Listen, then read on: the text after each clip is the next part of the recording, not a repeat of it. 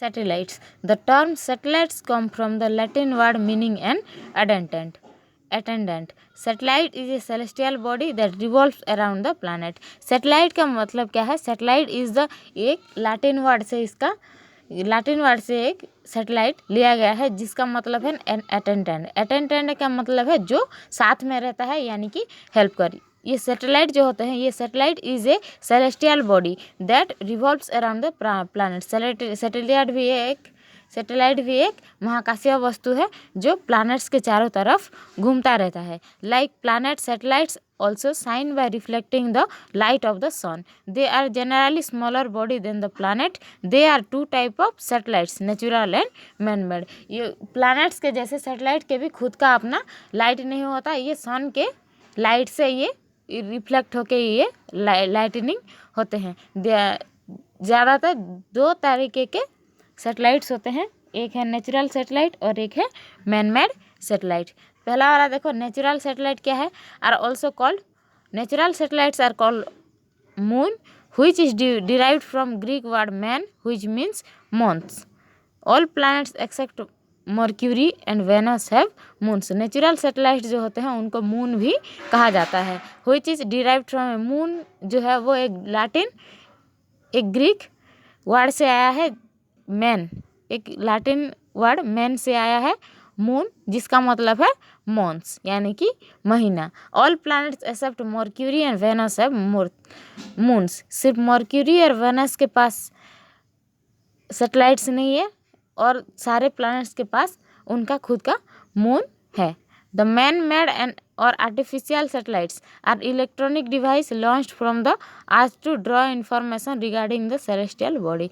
It's natural satellite जो है वो सारे प्लैनेट्स के पास अपने अपने नेचुरल सैटेलाइट्स होते हैं मर्क्यूरी और वेनस को छोड़ के. लेकिन आर्टिफिशियल यानी कि मैन मेड सैटेलाइट जो है वो एक इलेक्ट्रॉनिक डिवाइस है जिसको मनुष्य ने नीचे से लॉन्च किया है आसमान पर सारे सेलेस्टियल बॉडियों के बारे में डाटा कलेक्शन करने के लिए. There are at present 800 active satellite in the orbits of the earth and other planets. Earth और अदर प्लैनेट्स के ऑर्बिट में टोटल हमारे सोलर सिस्टम में लगभग 800 सैटेलाइट्स हैं. Some of the Indian satellites are. India के कुछ सैटेलाइट्स का नाम है INSAT, EDUSAT, IRNS, GSAT, etcetera. Cartosat 2C was launched on 22 June 2016. 22 जून में कार्टोसैट 2C लॉन्च किया गया था. अभी देखो मून, हमारे मून के बारे में पढ़ेंगे.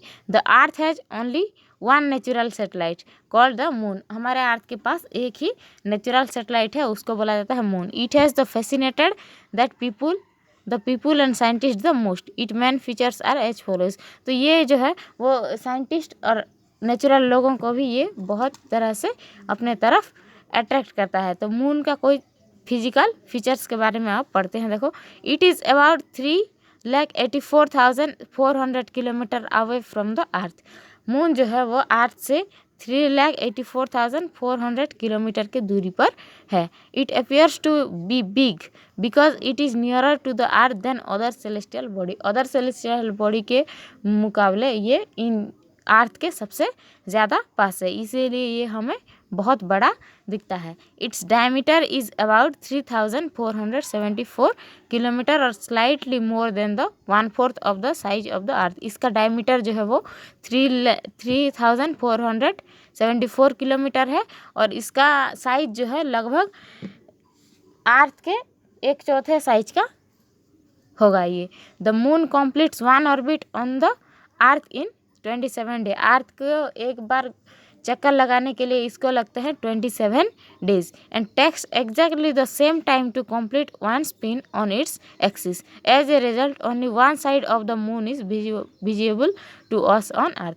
अर्थ के एक चक्कर लगाने के लिए मून को प्राय 27 डेज लगते हैं और अपने चारों तरफ भी स्पिन करने के लिए, अपने एक्सिस के चारों तरफ स्पिन करने के लिए इसको लगते हैं 27 डेज. तो इसका स्पिनिंग टाइम और रिवॉल्विंग टाइम सेम ही है, इसीलिए हम कभी भी धीरे धीरे मून का एक ही पार्ट हम लोग देख सकते हैं. There are mountain craters, valley, lava plains and many other landforms. चांद पे भी क्या, मून में भी बहुत सारे craters, valleys, lava plains and mountains पाए गए हैं। The cast shadow of the moon surface which are visible to us on the earth. हम अगर चांद को गौर से देखें तो हमें वहाँ पे कुछ शैडो जैसे दिख रहे हैं, देख सकते हैं। वो crater, valleys, lava plains and बहुत सारे माउंटेन्स भी हैं वहाँ पे।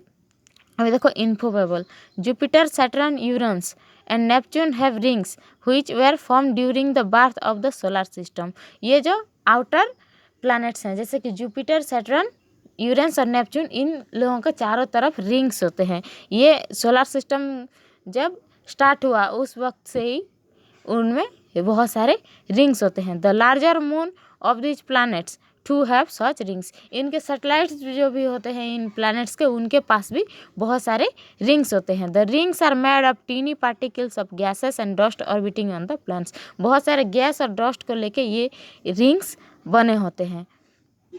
The younger ring of the planets sparkle all the times. ये जो प्लैनेट्स के स्मॉलर रिंग, उसके पास वाला रिंग होता है, ये हमेशा चमकता ही रहता है। Based on how sparkling these rings are Saturn is called the jewel of solar system.